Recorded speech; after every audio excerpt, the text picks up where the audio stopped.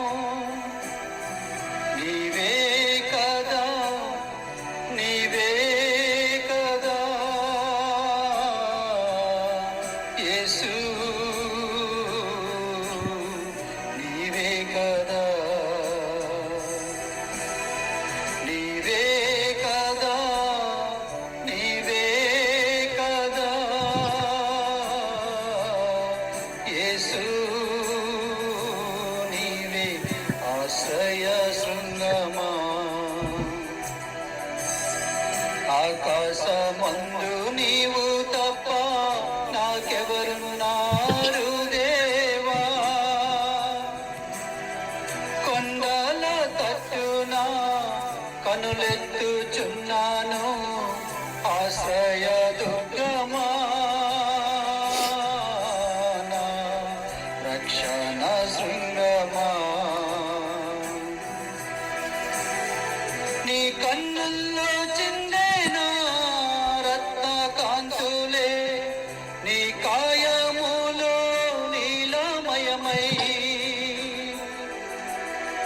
నీ కన్నుల్లో చిందేనా రత్న కాంతులే, నీ కాయములో నీలమయమై. నీవే కదా, నీవే కదా యేసు, నీవే నీవే కదా, నీవే కదా, నీవే కదా యేసు, నీవే కదా. ఆకాశమందు నీవు తప్ప నాకెవరున్నారు దేవా, కొండల తట్టున కనులెత్తుచున్నాను ఆశ్రయ దుర్గమా, రక్షణ శృంగమా. కొండల తట్టున కనులెత్తుచున్నాను ఆశ్రయ దుర్గమా, రక్షణ శృంగమా.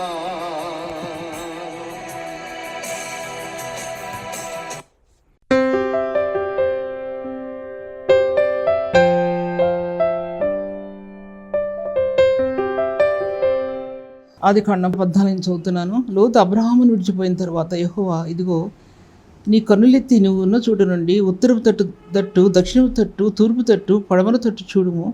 ఎందుకనగా నీవు చూచుని దేశమంతటికి నీకును నీ సంతానమునకును సదాకాలం ఇచ్చేదను, మరియు నీ సంతానమును భూమి మీద నుండి ఇసుక రేణువుల వల్ల విస్తరింపజేస్తాను. ఎట్లనగా ఒకడు భూమి మీద నుండి రేణువు లెక్కింపగలిగిన ఎడల నీ సంతానము లెక్కింపవచ్చును. నీవు లేచి ఈ దేశం యొక్క పొడుగు వెడల్పున దానిలో సంచరించము, అది నీకు ఇచ్చేదని అబ్రహాముతో చెప్పాను. అప్పుడు అబ్రహాము తన గుడారం తీసి హెబ్రోన్లోని మమ్రే దగ్గర ఉన్న సింధూర వృక్షం వద్దలో దిగి అచ్చట యెహోవాకు బలిపీఠం కట్టాను. ఇది హెబ్రోన్లో యెహోవా కట్టిన రెండో బలిపీఠం. ఇది ఫస్ట్ షెకెము అనే బలిపీఠం గురించి ధ్యానించాం. ఇప్పుడు హెబ్రోన్లో కట్టిన బలిపీఠం గురించి ధ్యానిద్దాం. దాంట్లో అన్నాడు ఆయన, నీవు నీ కన్నులెత్తి నీవు ఉన్న చోటు నుంచి ఉత్తరపు తట్టు దక్షిణపు తట్టు తూర్పు తట్టు పడమర తట్టు చూడు అన్నాడు ఆయన. రెండో బలిపీఠం. నీ కన్నులెత్తి ఒక్కసారి చూడు నువ్వు అన్నమాట అర్థం. చెప్తాను, దాని గురించి ముందు భాగంలో చెప్తాను కానీ తర్వాత దేవుని వాక్య భాగాలు చూసినట్లయితే కనుక అది ఈ ప్రభు అబ్రహాంతో చెప్పేది ఏంటంటే హెబ్రోన్ అనే స్థలం అక్కడ అది కొత్త నిబంధనలో పాత నిబంధనలో దావీదు యెరూషలేములో హెబ్రోన్ స్థలాన్ని దాన్ని అది గుండిగాయ లాంటిది యెరూషలేముకి హెబ్రోన్ స్థలం దానిలో ఎన్నో సంవత్సరాలు రాజ్యం వెళ్ళాడు అక్కడ అది రాజధానిగా చేసుకుని రాయబడి ఉంది బైబిల్ గ్రంథంలో. ఈ యొక్క హెబ్రోన్ అనేది అక్కడ దావీదు రాజ్యాన్ని మొదలుపెట్టాడంటే మధ్యలో తన కుమారుడు ద్వారా తొలగించబడటం ఇలా ఎన్నో జరిగిన తర్వాత కానీ హెబ్రోన్లో రాజ్యం వెళ్ళిన కాలం మాత్రం చాలా ఎన్నో సంవత్సరాలు వెళ్ళాడు, 40 సంవత్సరాలు, నాకు సరిగ్గా జ్ఞాపకం లేదు. తర్వాత ఈ హెబ్రోన్లో అబ్రహాం బలిపీఠాన్ని కట్టాడు. ఈ బలిపీఠాన్ని దేనికి గుర్తు అంటే క్రీస్తు యేసు యొక్క మరణం, శిలువ యొక్క మరణం, సమాధి, పునరుత్థానం, లేకపోతే ఆయన పుట్టుక ముందు ఇవన్నీ కూడా అక్కడ ఆ స్థలాల్లో జరగవలసి ఉంది. అక్కడ బలిపీఠం కట్టాడు. అక్కడ ఈ బలిపీఠం అనేది అన్నాడు ఆయన, నువ్వు తూర్పు తట్టు, పడమర తట్టు, ఉత్తర తట్టు, దక్షిణ తట్టు ఒకసారి తేరి చూడు. నువ్వు తేరి చూసినప్పుడు ఏంటి ఈ దేశమంతటిని నీ కనులెత్తి అని చెప్పి తర్వాత నీవు ఈ చూచున్న దేశమంతటి నీకును నీ సంతానమును సదాకాలం ఇస్తాను నేను, నువ్వు కనులెత్తి చూడు. ఒకసారి అన్నాడు ఆకాశ నక్షత్రాలు లెక్కించు అన్నాడు. ఒకసారి అన్నాడు భూమి యొక్క ఇసుక రేణుల వలె నీ సంతానాన్ని అభివృద్ధిపరుస్తానన్నాడు. ఇక్కడ నువ్వు తూర్పు తట్టు చూడు అంటే తూర్పు నుంచి పడమట నుండి ఉత్తర దక్షిణాల నుంచి హెబ్రోన్ అనే స్థలం అనేది ఆ ప్రభు యొక్క రాకడ అక్కడ చూపించబడుతూ ఉంది. ఆ ప్రభు ఆకాశాన్ని చించుకుని ఆకాశాన్నిలో మధ్యలో నుంచి కృపాసత్య సంపూర్ణుడైనటువంటి ప్రభు ఆయన భూమి దిగొస్తాడు. ఆయన పుట్టుక, మరణం, పునరుత్థానాలన్నీ కూడా జరగవలసి ఉంది. దానికి ముంగుర్తుగా అబ్రహాము ఒక బలిపీఠాన్ని కడతాడు అన్నమాట. అర్థం బలిపీఠాన్ని కడతాడు. అబ్రహాముకి అప్పుడు క్లారిఫికేషన్ ఉందో లేదో అనే విషయం నాకు తెలియదు, కానీ తన కట్టిన రెండో బలిపీఠం ఏంటంటే అది సింధూర వృక్ష వనంలో అబ్రహాముకి దేవుడు ప్రత్యక్షమవుతాడు. సింధూర వృక్ష వనంలో అక్కడ రాయబడి చూడండి వాక్యభాగాలు. సింధూర వృక్ష వనంలో అక్కడ 18వ వచనం. అప్పుడు అబ్రహాము తన గుడారం తీసి హెబ్రోన్లోని మెమ్రే దగ్గరనున్న సింధూర వృక్షవనంలో దిగి యెహోవాకు బలిపెట్టి. సింధూర వృక్షవనంలో దేవుడు అబ్రహాం ప్రత్యక్షత ఆ వనం అనేది. ఆ వనంలో పరమగీతలో ఒక మాట ఉందండి, అడవి వృక్షాల మధ్య జలధర వృక్షం ఎలా ఉందో ఆ పురుషుల మధ్య నా ప్రియుడు అట్లున్నాడు. అడవి వృక్షాల మధ్య జలధర వృక్షం ఎలా ఉందో అలాగా ఈ సింధూర వృక్షవనంలో పరిశుద్ధులైన ప్రభు యొక్క ఆ కాంతి వదనాన్ని, ఆ స్వరాన్ని విన్నాడు. ఆ కాంతి వదనాన్ని మరలా అబ్రహాం చూశాడు. అది సింధూర వృక్షవనం. ఒక చోట సింధూర వృక్షమే కనిపించింది, కానీ ఈ సింధూర వృక్షవనంలో తన గుడారాన్ని తీసి సింధూర వృక్షవనంలో వేసుకున్నాడండి. ఎందుకంటే తరచూ అబ్రహాముకి ప్రత్యక్షమవుతున్నాడు. సింధూర వృక్షవనంలో ఆయన సంచారం కనబడుతుంది. ఏదైనా తోటలో ఆదాముకు ప్రత్యక్షమయ్యాడు దేవుడు. తరచుగా ఏదైనా తోటలో దేవునితో సహవాసం చేశాడు దేవుడు. తర్వాత నోహతో ఆ జల ప్రళయంలో దేవుడు నోహతో మాట్లాడుతూ వచ్చాడు. హానోకుతో తన యొక్క జ్ఞానం అంతా విడదీసి హానోకుతో చెప్పాడు. ఇలాగా ఒక్కొక్కరితో ఒక్కొక్క సత్యాన్ని, దాని రూపురేఖలను వివరించుకుంటూ వచ్చాడు దేవుడు. ఇక్కడ అబ్రహాంతో ఈ యొక్క సింధూర వృక్ష వనంలో అది ఏంటో మరి నాకు అర్థం కాదు, కానీ అందులో ప్రభు యొక్క ముఖవర్చస్సు అతను ప్రకాశించినప్పుడు ఆయన గుడారాన్ని తీసుకుని సింధూర వృక్షవనంలో వేశాడండి. వేసినప్పుడు అప్పుడు అంటాడు దేవుడు, ముందు అంటాడు, నువ్వు ఒక్కసారి చూడు అబ్రహమా, ముందు వెనక ఈ పక్కన ఆ పక్కన చూడు, ఒక్కసారి చూడు. ఆ ప్రభు కృపాసత్య సంపూర్ణుడైన ప్రభు ఆయన దిగొస్తాడు. ఆ స్థానం ఆకాశ మండలం గుండా ఆ గొప్ప ప్రధాన యాజకుడు ఈ భూమి మీద దిగొస్తాడు. ఆయన ఆకాశ మండలం గుండా మహిమా స్వరూపైన ప్రభు ఈ లోకంలో మట్టి రూపిగా వస్తాడు. ఈయన అబ్రహాము సంతానంగా ప్రభు ఈ లోకానికి వస్తాడు. ఆయన దావీదు వంశావళి క్రమంలో నుంచి ప్రభు ఈ లోకంలో దావీదు వేరుచిగురుగా వస్తాడు ఆయన ఈ లోకంలోకి అని సత్యాలు ఇవన్నీ కూడా దాంట్లో చూపించబడుతున్నాయి. అబ్రహాము యొక్క నీతి, విశ్వాసం అందులో తాండవమాడుతూ ఉంది, అందులో ప్రకాశిస్తూ ఉంది. దాని తర్వాత అబ్రహాము గుడారం ముందు కనిపెడతాడండి. వాళ్ళే ఇష్టమైన మాట అది. గుడారం ముందు, ఎక్కడ గుడారం ముందు తను వేసినటువంటి సింధూర వృక్షవనంలో వేసిన గుడారం ముందు కనిపెడతాడు. ఎందుకు కనిపెడతాడు? ప్రభు వస్తాడు ఈ దారిని, మళ్ళీ ప్రభు ఈ దారిని వస్తాడు. నా ప్రభు మళ్ళీ నాకు కనపడతాడు. నా ప్రభు స్వరం మళ్ళీ వింటాను నేను. ఎంత మాధుర్యత ఉందండి దాంట్లో, ఆయన స్వరంలో ఎంత ప్రత్యక్షత ఉందండి. ఒక వ్యక్తి సేవలో ఈ మాధుర్యత, ఈ ప్రత్యక్షత అనుభవించకపోతే సేవ చేయలేరండి. కష్టాలకి, శ్రమలకి లోనైపోతారు. ఈ మాధుర్యత అనుభవించకపోతే ఒక వ్యక్తి జీవితంలో కష్టాలు, శ్రమలు చాలా బహుభయంకరంగా ఉంటాయి. ఆ మాధుర్యమైన స్వరం, మధురమైన స్వరం, మధురమైన ఆయనకు సాన్నిధ్యం ఒక వ్యక్తి జీవితంలో, ఆయన మాధుర్యతో కూడిన ఆయన మాటలు ఒక వ్యక్తి వినగలగాలి. దేవుని వాక్యంలో వినగలగాలి. ఆయన స్వరూప దర్శనంలో ఆత్మ పొందగలగాలి. దేవుని వాక్యం వినిధుల్లో నుంచి ఆ మాధుర్యం ఆత్మలో పొందగలిగితేనే సేవలో ఆ పలుకులే వేరుగా ఉంటాయనే విషయాన్ని నేను మీతో మాట్లాడుతుంటున్నాను. హెబ్రోను బలిపీఠంలో ప్రభు దాంట్లో ప్రత్యక్షం అవడం అనేది అక్కడ ఏ విధంగా దేవుడు ఆయన పుట్టుక, మరణ, పునరుత్థానం మార్కు అందులో ఎలా దాచిపెట్టి ఉన్నాయో అన్నీ మనకు అర్థమవుతున్నాయి. 18th సెంచరీలో ఇస్రాయేల్ రాజ్యమును సమరియా అంటే సమరిటన్స్ క్యాపిటల్ సిటీ, ఓల్డెన్ డేస్లో 8th సెంచరీలో అది షోమ్రోన్ ఇస్రాయేల్ దేశానికి రాజధానిగా ఏర్పాటు చేసుకున్నారండి. అది ఎన్ని సెంచురీస్లో ఆ రాజ్యం జరిగిందో, షోమ్రోన్ కేంద్రంగా జరిగిందో మనకు తెలియదు. బైబిల్ గ్రంథంలో ముందు చెప్పిన ఇర్మియా 31 అధ్యాయంలో అంటాడు దాంట్లో మీరు ఆనందిస్తారు, షోమ్రోన్లో ద్రాక్షవల్లి కడతారు. నేను అనుకున్నాను, ఏంటి షోమ్రోన్లో ద్రాక్షవల్లి నాటడం అంటే ఏంటి? బైబిల్ని తిరిగేస్తే అప్పుడు అక్కడ సమరియా అనిపించింది, సమరిటన్స్ అనిపించింది. వాళ్ళు రాజ్యం వెళతారు. షోమ్రోన్ అన్నా సమరిటన్స్ అన్నా ఒకటే అనమాట అర్థం. 8th సెంచరీలోని ముందు భాగంలో చెప్పాను, మీకు జ్ఞాపకం చేసుకోండి. తర్వాత మళ్ళీ ఇక్కడ ప్రభు అంటున్నాడు, హెబ్రోన్ ప్రదేశం ఇశ్రాయేలుకి రాజధాని, యెరూషలేముకి రాజధాని హెబ్రోన్ పర్వతం. అప్పుడు షోమ్రోను యెరూషలేముకు రాజధాని. అలాగా రాను ఇశ్రాయేలు దేశం రాజ్యం స్థాపించడానికి దావీదు చాలా కష్టపడతాడు. ఆయన ఘనతను, సామర్థ్యాన్ని విస్తరింపజేయడానికి ఈ లోకంలో ఇశ్రాయేలు రాజ్యాన్ని విస్తరింపజేయడానికి దావీదు ఎంత కష్టపడతాడో, ఎంత రక్తం చిందిస్తాడో శత్రువుల మీద ఆ రాజ్యాన్ని కాపాడటానికి మీరు జ్ఞాపకం చేసుకోండి. తన ముఖ్య ఉద్దేశం ఏంటంటే అది ఇశ్రాయేలు దేశం, ఇశ్రాయేల్ రాజ్యం, యెరూషలేము అది దేవునిది పట్టణం, అది దేవునిది. అందుకోసం ఆ పట్టణాన్ని కాపాడటానికి తన సాయశక్తిలో శత్రువుల చేతిలో నుంచి దాన్ని విడిపించడానికి ఎంతో ప్రయత్నిస్తాడండి దావీదు.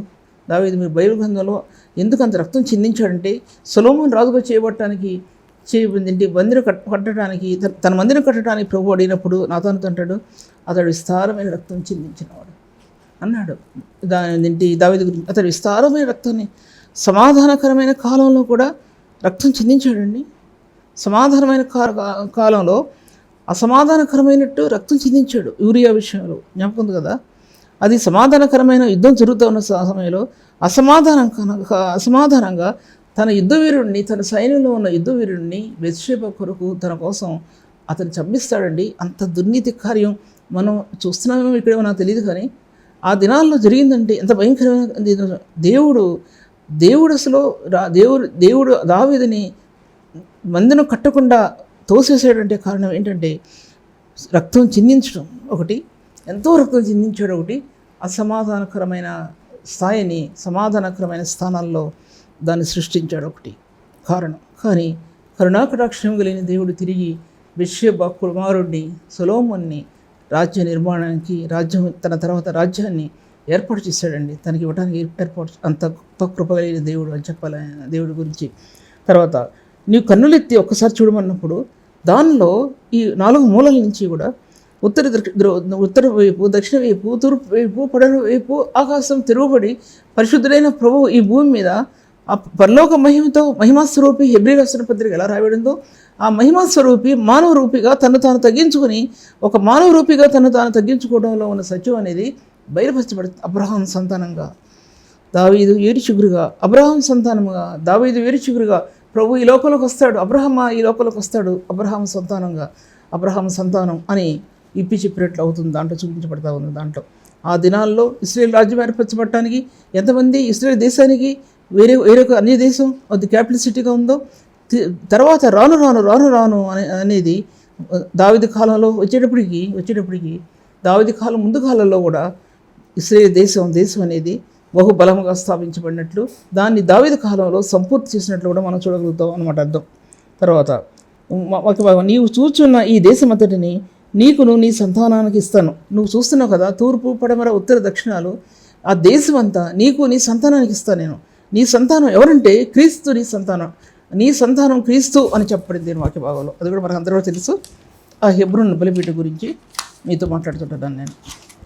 మమ్రే దగ్గరనున్న సిద్ధు వృక్షం దేవుని ప్రత్యక్ష అబ్రహాము లభించింది. అవన్నీ కూడా ఓక్ ట్రీస్ అని చెప్పబడింది ఇంగ్లీష్ బైబిల్. ఓక్ ట్రీస్ అంటే ఇప్పుడు మనం చాలా చూస్తాం ఫర్నిచర్, కొంత ఓక్ ట్రీస్తో మన ఇండియాలో కూడా ఎంతో ఫర్నిచర్ వచ్చింది. చాలా అందంగా ఉంటుంది చూస్తానికి, చాలా ఎంతో ఖరీదు, బాగుంటుంది, చాలా బాగుంటుంది అది ఆ ఓక్ ట్రీస్ అని. కానీ దేవదారు సరళ వృక్షాలు మాత్రం కాదు అనిపిస్తుంది. దేవదారు వృక్షం మాత్రం కాదు. అది చూసినట్టయితే ఎంతో బలంగా ఎత్తుగా పెరిగిన వృక్షాలు అవన్నీ కూడా ఆకాశ వైశ్యాలను చూపించాడు. కొత్త నిబంధనలో ఆయన యొక్క ప్రభు యొక్క ప్రేమ యొక్క వైశ్యాలను చూపించాడు. ఆకాశ విశాలతలో నుంచి వచ్చే ప్రభువు కొత్త నిబంధనలో ఒక మానవ రూపిగా ఆయన తిరిగి రావడంలో, కొత్త నిబంధనలో ఆయన యొక్క మహిమైశ్వర్యం, ఆకాశం నుండి మహిమాస్వరూపి మానవ రీతిగా ఆయన రావడంలో, కొత్త నిబంధనలో ఆయన యొక్క మహిమైశ్వర్యాన్ని కూడా ప్రభు ఇప్పి చూపించాడండి. రోమిల ఎఫెసీ రాసిన పత్రిక 3వ ఆఖరి భాగంలో మీరు దేవుని ఆత్మచేత బలపరచబడినట్లుగా ఆయన యొక్క ప్రేమ యొక్క లోతు, వెడల్పు, ఎత్తు ఎంతో గ్రహించుకొని ఉన్నప్పుడు జ్ఞానము మించిన క్రీస్తు ప్రేమను మీరు తెలుసుకున్న వల్ల నేను కూర్చున్నాను. ఆ మహిమైశ్వర్యం నీ ఆత్మలో పొందగలగాలంటే, ఆ కృపా మహదైశ్వర్యం నీ ఆత్మలో పొందగలగాలంటే క్రీస్తు యొక్క ప్రేమ యొక్క రహస్యంలో, ప్రేమ యొక్క రక్తం యొక్క రహస్యంలో నీ ఆత్మ కుడి ఎడమలు లేక పొడుగు, వెడల్పు, లోతు, ఎత్తు ఎంతో గ్రహించుకోవటానికి ఆ కలువరి ప్రేమను ఒకసారి రుచి చూడాల్సిమా? ఆ కలువరి ప్రేమను ఒకసారి నువ్వు రుచి చూడకపోతే ఈ యొక్క వాక్యం యొక్క సత్యాలు కానీ, వాక్యం యొక్క మర్మాలు కానీ ఏమాత్రం కూడా ఆత్మకి ఇవ్వబడిన విషయాన్ని నేను మీ మధ్యలో మాట్లాడుతుంటున్నాను. ఆయన తన గుడారాన్ని తీసుకువెళ్ళి సింధూర వృక్షవనంలో వేసి అక్కడ బలిపీఠం కడతాడండి. ఆ బలిపీఠం అక్కడ కూడా ప్రార్థనా బలిపీఠం అని కడతాడు నిజమే. కానీ తను కట్టిన బలిపీఠం ఆ బలిపీఠం కాదు, అని అక్కడ కట్టింది దేవుని యొక్క మహిమ కలిగిన సింహాసనం ఈ భూమి మీద తీసుకురాబడుతుంది. ఈయన మానవరూపిగా వస్తాడు అనే సత్యం ఈ బలిపీఠం చూపించబడతా ఉంది. ఈ బలిపీఠము హెబ్రోన్ అనే స్థలాన్ని కాలేబు, యూదా గోత్రంలో నుంచి వచ్చిన కాలేబు వంశీయులకు స్వాస్థ్యంగా ఇవ్వబడిందండి. జ్ఞాపకం చేసుకోండి. అది యెహోషువ రాసిన గ్రంథంలో రాయబడింది. ఈ యొక్క ఆశ్రయపురాన్ని కట్టినప్పుడు ఈ స్థలం అంతా కూడా, హెబ్రోన్ స్థలం అంతా కూడా కాలేబుకి ఆయన వంశీయులకి ఇవ్వబడింది. ఎందుకు కాలేబుకి వంశీయులకి ఇవ్వబడింది? ఎఫ్రాయిం గోత్రం నుంచి యెహోషువ వచ్చాడు, యూదా గోత్రం నుంచి కాలేబు వచ్చాడు. వీళ్ళిద్దరు మాత్రం నూతన యెరూషలేముకి పంపించినప్పుడు, 12 మంది గోత్రకర్తలు పంపించినప్పుడు వీళ్ళిద్దరు మాత్రం నిజం చెప్తారు, మిగతా వాళ్ళందరూ అబద్ధం చెప్తారు. జ్ఞాపకం కదా? మిగతా వాళ్ళందరూ ఆ 10 మంది పెద్దలు అబద్ధం చెప్తారు, ఈ ఇద్దరు మాత్రం నిజం చెప్తారు. యెహోషువ, కాలేబు మాత్రం. యెహోషువ ఎఫ్రాయిం గోత్రం నుంచి వచ్చాడు, కాలేబు యూదా గోత్రంలో నుంచి వచ్చాడు. బైబిల్ గ్రంథం చెప్తుంది, నేను చెప్పడం కాదు. ఏంటంటే యెహోషువ గోత్రం అంటే ఎఫ్రాయిం గోత్రానికి చెందినట్టు వారికి అదేంటి షకీం దగ్గర ఉన్న ఆ స్థలాలన్నీ వాళ్ళకి ఇస్తే, హెబ్రోన్ అనేది ఇక కాలేబు గోత్రానికి సంబంధించిన వారికి ఎంతరికగా హెబ్రోన్ని స్వాస్థ్యం ఇచ్చాడు. ఆ హెబ్రోన్లో బలిపీఠం ఉంది, ఆ హెబ్రోన్లో ఆశ్రయపురం ఉంది. ఈ ఇద్దరు కూడా నిజాన్ని, సత్యాన్ని చెప్పినందుకు దేవుడు అతి శ్రేష్టమైనటువంటి మార్గాలు, ఆ గోత్రం యొక్క మార్గం యేసుక్రీస్తు ప్రభు వంశావళిలో ఇతను చేర్చబడ్డాడు. కాలేబు చేర్చబడ్డాడు, అతను మంచి ఆశీర్వాదం ఇవ్వబడింది. ఎఫ్రాయిం గోత్రం అనేది మీకు తెలుసు, చాలా వరకు నేను ఎన్నో చెప్పాను. ఎఫ్రాయిం గోత్రంలో ప్రభు మాట్లాడతాడు యాకోబుతో. ఎఫ్రాయిం నుంచి అనేక మంది రాజులు, ప్రవక్తలు అతని గర్భంలో పుడతారన్నప్పుడు అతని నుంచి వచ్చినటువంటి యెహోషువ కానీ ఎఫ్రాయిం గోత్రం నుంచి వచ్చినట్లుగా మనం చూడగలుగుతాం. ఎఫ్రాయిం గోత్రంలో వచ్చినటువంటి యెహోషువ ఆ స్థానాలన్నీ వాళ్ళకి ఇచ్చాడు దేవుడు. ఎఫ్రాయింకి ఎందుకు ఇచ్చాడు? ఎఫ్రాయిం గోత్రాన్ని ఎందుకు ఇచ్చాడు? దానికి ఫౌండేషన్ ఏంటి అనేది ఏంటంటే యేసేపు యొక్క జీవిత విధానం బైబిల్ గ్రంథంలో ముద్ర వేయబడింది. విశ్వాసుల హృదయాల్లో పరిశుద్ధతలో జీవించడానికి విశ్వాసుల హృదయాల్లో ఒక ముద్ర వేయబడిందండి, రాజముద్ర వేయబడిందండి. ఆయన యొక్క జీవిత విధానం అది చూపించబడుతుంది ఆ గోత్రంలో.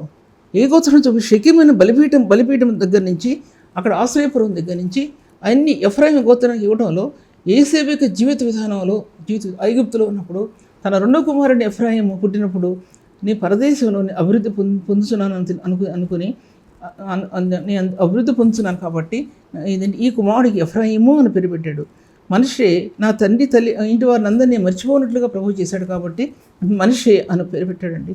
ఈ మనిషి ఎఫ్రాయిం ఇరువురు కూడా యాకోబు చనిపోకముందు యేసేపు తీసుకుని వెళ్ళి తన తండ్రి దగ్గర తీసుకువెళ్ళి, తండ్రి ఇదిగో నీ కుమారులు, నా పెద్ద కుమారుడు చిన్నగా చెప్పినప్పుడు తన యొక్క చేయి తీసి ఎఫ్రాయిము తల మీద ఎడమ చేతిని మనిషి మీ చేతి మీద పెట్టినప్పుడు తండ్రి అది కాదు ఇతడే నా పెద్ద కుమారుడు అంటే యాకోబు అంటాడు, నా కుమారుడా అది నాకు తెలుసు. తన చెయ్యి ఏంటంటే మనిషి చేతి మీద పెట్టినప్పుడు యాకోబు వద్దగా ఇలా క్రాస్గా ఆ యొక్క చేతులు మారినట్లు మనం చూస్తాం, క్రాస్ అనేది. అందుకోసం ఎఫ్రాయిం గోత్రంలో యెహోషువ తర్వాత మంచి ప్రవక్తలు రాజులు ఎఫ్రాయిం గోత్రంలో పుట్టారని చెప్పాలి. ఆ స్వాస్థ్యం వారికి ఇవ్వబడిందండి. వాళ్ళకి ఎఫ్రాయిం గోత్రానికి ఆశీర్వాదకరమైనటువంటి స్వాస్థ్యం కొండ, ఎఫ్రాయిం కొండ అని చెప్పబడిందండి. అక్కడ ఎఫ్రాయిం ఇది కొండ. అది దాని గురించి కూడా చాలా విషయాలు ముందు చెప్పాను, కానీ ఇప్పుడు నాకు జ్ఞాపకం రావట్లేదు. ఎఫ్రాయిం అనే కొండ ప్రదేశం, ఎత్తైన ప్రదేశం ఇవ్వబడింది. అది బైబిల్ గ్రంథంలో అది చాలా ప్రాముఖ్యమైనదిగా ఎంచబడింది. ఇటు హెబ్రోన్ స్థలాలు కూడా చాలా ఉన్నతమైన స్థలాలుగా చెప్పబడ్డాయి. ఆ స్థలాలు వీళ్ళిద్దరికి చెందినయండి. యెహోషువ ఆఖరికి తన ధర్మశాస్త్రాన్ని తీసుకుని వచ్చి లాస్ట్లో సింధూర వృక్షం దగ్గర నాకు జ్ఞాపకం ఇప్పుడు చదవలేదండి నేను, తీసుకొచ్చి అక్కడ మాట్లాడతాడండి. యెహోషువ ఎలా మాట్లాడతాడంటే ఆ మాటలు ఒకసారి బైబిల్ గ్రంథంలో యెహోషువలో తర్వాత ఆఖరి అధ్యాయాలు చదవండి.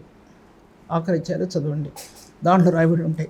ఈ శాస్త్రాలు ఇవ్వడంలో కూడా దేవుని యొక్క ఉద్దేశం ప్రకారం ఆయన చిత్తానుసారంగా దేవుడు ఆ మార్గాలు ఏర్పాటు చేశాడనే విషయం కూడా మనకు అర్థమవుతుంది. తర్వాత సింధూర మస్తక వృక్షాలు అనేవి ఏంటంటే ఒక బలమైన స్తంభాలుగా భూమి మీద కట్టబడ్డాయి. భూమి మీద వృక్షాలు అవి చాలా బలమైనటువంటివి అవి. అలాగే సింధూర మస్తక వృక్షాలు అనేవి క్రీస్తు మరణ పునరుత్థానాలకి సాదృశ్యంగా ఉన్నవని ముందు భాగాల్లో మీకు వివరించి చెప్పాను. తర్వాత బలిపీఠంలో కల్వరి యొక్క నీతి పొంగి పొర్లి పారుతూ వచ్చింది. అది అబ్రహాము సింధూర వృక్షాన ఒకటి, మస్తక వృక్షాన ఒకటి, రెండు ఏమన్నా ఒకటి. ఆ వనంలో సంచారం చేస్తున్నప్పుడు ప్రభు యొక్క దర్శనం తన ఆత్మకి తీరని దర్శనం అండి. ఆయన యొక్క ఆత్మ యొక్క స్పర్శ తన హృదయానికి తీరనటువంటి దర్శనం. అది తన హృదయం ఎంతో ఉప్పొంగినట్లు చూడగలం, ఎంతో సంతోషించినట్లు చూడగలం. ఆ గుడారం వేసి ప్రభు కోసం కనిపెట్టినట్లు చూడగలం. అప్పుడు ఆ గుడారం ముందు అబ్రహాము కూర్చొని అంటాడు, ప్రభు యెహోవా అతని కనబడేనని. ముగ్గురు దేవదూతలు ముందు వెళ్తున్నప్పుడు యెహోవా అతని కనబడేను అని రాయబడింది. యెహోవా అతని కనబడకపోతే ఆ ముగ్గురు దేవదూతలు అనుకునేవాడు. కానీ తండ్రి కుమార పరిశుద్ధాత్మ దేవుడు ఆయన గృహం ముందు దాటి వెళుతున్నప్పుడు అబ్రహాము ఇదే సమయం అనుకున్నాడు.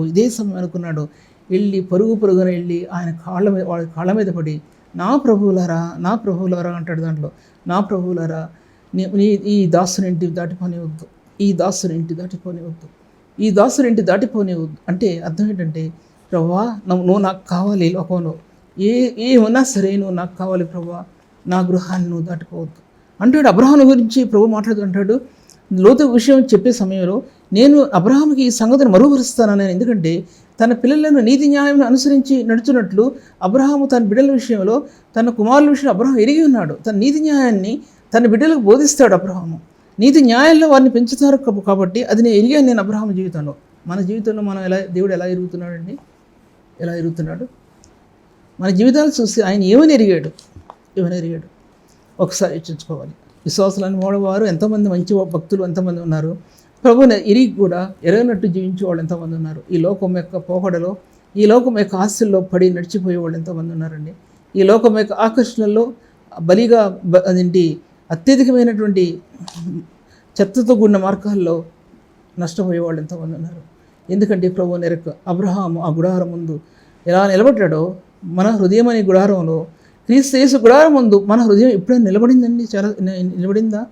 ప్రభు సన్నిధిలో మన హృదయం నిలబడగలిగిందా అనే సత్యాన్ని ఒకసారి యోచించుకోవాలండి. ఒకసారి యోచించుకోకపోతే మనకు మార్గం దొరకదు అనే విషయం నేను మీతో మాట్లాడుతుంటున్నాను. అందులో తన కట్టిన బలిపీఠం నీతి దారులు కలవరి నీతి పొంగి పొర్లి పారిందండి. ఎందుకంటే ముగ్గురు తండ్రి కుమార పరిశుద్ధాత్మ దేవుడు అబ్రహాముని గృహాన్ని దర్శించినప్పుడు అబ్రహాము ఒక పెయ్యను నిర్దోషమైనటువంటి ఒక పెయ్యను కోసి తెచ్చి అర్పణంగా బలిగా అర్పిస్తారండి. అబ్రహాం ఎరిగాడు.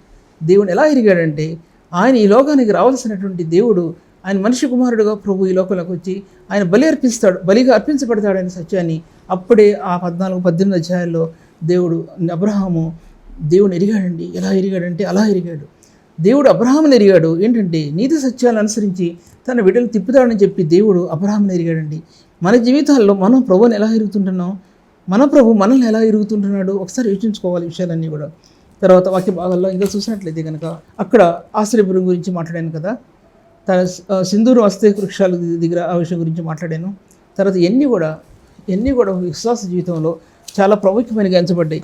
తర్వాత వాక్యభాగంలో మరొక వాక్యభాగంలో ఏంటంటే, అప్పుడు అబ్రహాము తన గుడారము తీసి హెబ్రోన్లోని మమ్రే దగ్గరనున్న సింధూరు వృక్షవనంలో దిగి అక్కడ యెహోవాకు బలిపీఠం కట్టాను. దాని తర్వాత బలిపీఠం కట్టిన తర్వాత 14 అధ్యాయంలోకి వచ్చేప్పటికి షావే లోయలో రాజు లోయలో మెలికీసెదెకుకు అబ్రహామును ఎదుర్కోవటం అనేది చాలా ప్రాముఖ్యమైన ఘట్టం అన్నది, చాలా ప్రాముఖ్యమైన ఘట్టం. షావే లోయలో ప్రభు మనల్ని పరిశీలిస్తాడండి చాలాసార్లు. అంతకుముందు వాక్యం చెప్పాను కాబట్టి అది ఎక్స్ప్లెయిన్ చేయలేను కాబట్టి కొంచెం మాట చెప్తున్నాను. దేవుడు మనల్ని పరిశీలిస్తాడు, పరిశోధిస్తాడు, మనకి విస్తారమైన డబ్బు వచ్చే మార్గాలు చూపిస్తాడు. ఆ మార్గాల్లో నువ్వు చేయబెడుతున్నావా లేదా అనే విషయాన్ని ఆలోచిస్తాడు. దాన్ని తృణీకరిస్తున్నావా తీసుకుంటున్నావా అని పరీక్షకు పెడతాడని చాలాసార్లు. దేవుని చిత్తానికి మన బిడ్డలు అప్పగించుకున్నప్పుడు మనకున్న కొద్ది దాంట్లో ఆయన ఆశీర్వాదకరంగా మారుస్తాడండి. కొద్ది దాంట్లో మన జీవితాన్ని దీవెనకరంగా మారుస్తాడండి ప్రభు. మనకు కాని వాటిని మనం ఆశిస్తే మన జీవితంలో ఎంతో నష్టపోతాం. యెహోవా కొరకు ఎదురు చూచేవారు, యెహోవా కొరకు కనిపెట్టుకునేవారు ధన్యులండి. అటువంటి ధన్యత మనకి ప్రభు ఇచ్చాడు. అబ్రహాముని ప్రభు ఎరిగాడు ఏంటంటే తన పిల్లలను తన కుమారులు నీతి న్యాయములు అనుసరించి నడుచుకునే వాడని అబ్రహాముని ప్రభు ఎరిగాడని బైబిల్ గ్రంథంలో రాయబడి ఉందండి. ఎందుకంటే తన దర్శనాన్ని లోతును గురించినటువంటి దర్శనాన్ని అబ్రహాం ఇప్పి చెప్పాలని దేవుడు ఆశించాడు. అవన్నీ కూడా దేవుడు లోతుకు తెరవలసినవి.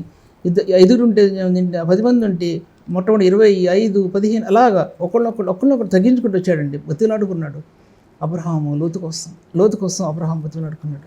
అలాగా ఈ యొక్క బలిపీఠం అనేది హెబ్రోన్ బలిపీఠం అనేది చాలా ప్రాముఖ్యమైన బలిపీఠం. అది యేసుక్రీస్తు వంశావళి క్రమంలోనికి తీసుకురాబడినటువంటి ఆ బలిపీఠం 12 గోత్రాల్లో ప్రాముఖ్యమైనటువంటి బలిపీఠం. 12 గోత్రాల్లో కాలేబుకి ఇచ్చినటువంటి స్వాస్థ్యం, హెబ్రోన్ స్వాస్థ్యం ఇచ్చాడు కాలేబుకి. ఎందుకంటే తను ఇద్దరు మాత్రమే, యెహోషువ కాలేబు మాత్రమే వారు కానానికి వెళ్ళి సత్యాన్ని చెప్పినటువంటి వారిద్దరు మాత్రమే. సత్యమైనటువంటి వాక్కులో నిలబడిన వారిద్దరు మాత్రమే సత్యాన్ని బయలుపరిచారు. ఏ ఖానానైతే వారు ముందుగా వెళ్ళి ప్రయాణం చేయవలసిందో ఆ ఖానాన్ విషయంలో 10 మంది అబద్ధం చెప్పినందువలన వాడు అరణ్య మార్గం గుండా చుట్టుకున్నారు. ఎంతో ఫలభరితమైనటువంటి ఫలాలు అంటే ద్రాక్షల పండ్లు కానీ దానిమ్మ పండ్లు కానీ ద్రాక్షలు గల ఇద్దరు దండె మీద కట్టి మోసినట్టుగా మన బైబిల్ గ్రంథం చూస్తాం.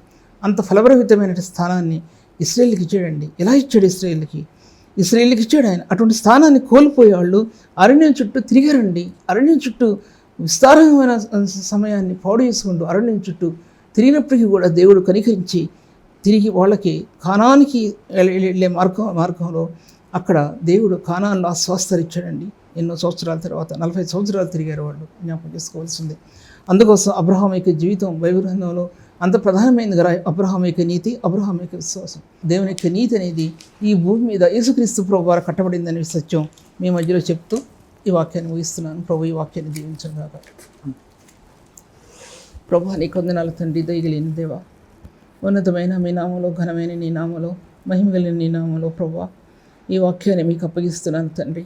సత్యమైన దేవుడవు ప్రభు, నువ్వు పరిశుద్ధమైన జీవం కలిగిన అద్వితీయ దేవుడవు ప్రభు. నిన్ను పోలేని వారు ఎవరినో కూడా లేరు ప్రభు. నీ కార్యాలకు సాటి అయిన కార్యాలు లేవు ప్రభు. ఈ వాక్య భాగాలన్నీ దీవించండి తండ్రి. మీ ఘనమైన నామానికి మహిమ తెచ్చుకోండి. అనేకులకు నాకు ఆశీర్వాదకరంగా చేయండి. నీ జీవం ఎక్కడి నుంచి వచ్చిందో ప్రభు, నీ శిలువ యొక్క రక్తదారుల నుంచి వచ్చిన జీవం అది భూమి మీదలో ప్రబలింది ప్రభు, యుగాల్లో ప్రబలింది ప్రభు. యుగాలు అంతరించకపోతున్నా సరే నీ జీవం ఉద్ధారాలు మాత్రం అంతరించిపోలేదు ప్రభు. అది పరిశుద్ధుల్లో నీ మహిమను తీసుకొచ్చింది నీ జీవం తండ్రి ప్రభా. పరిశుద్ధుల్లో నీ కృప యొక్క మహిమను తీసుకొచ్చింది ప్రభా.